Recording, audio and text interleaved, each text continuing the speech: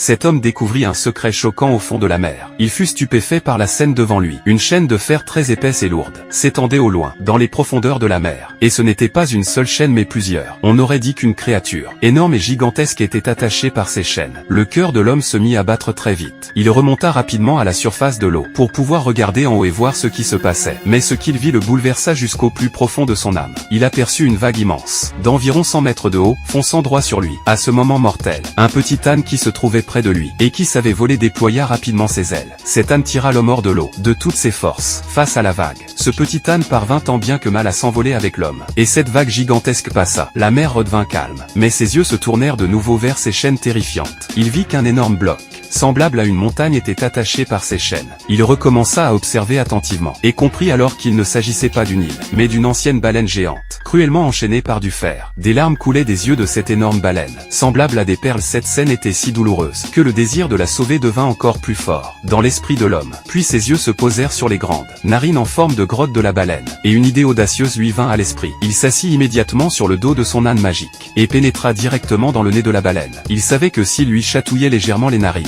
la baleine éternuerait peut-être. Il demanda à l'âne de frotter doucement les parois de son nez, avec ses nageoires. Au fur et à mesure que les nageoires bougeaient, le chatouillement dans le nez de la baleine augmentait. La baleine ne pouvait plus se retenir d'éternuer. Peu à peu elle releva sa tête gigantesque. Dès qu'elle leva la tête, l'eau de mer commença à remplir ses narines, ce qui fit rouiller et briser les vieilles chaînes en fer, progressivement. Puis dès que la baleine leva complètement la tête, toutes les autres chaînes se brisèrent une à une, et dans un puissant éternuement, la baleine se libéra totalement de ses chaînes. L'homme et l'âne volant s'éloignèrent eux aussi à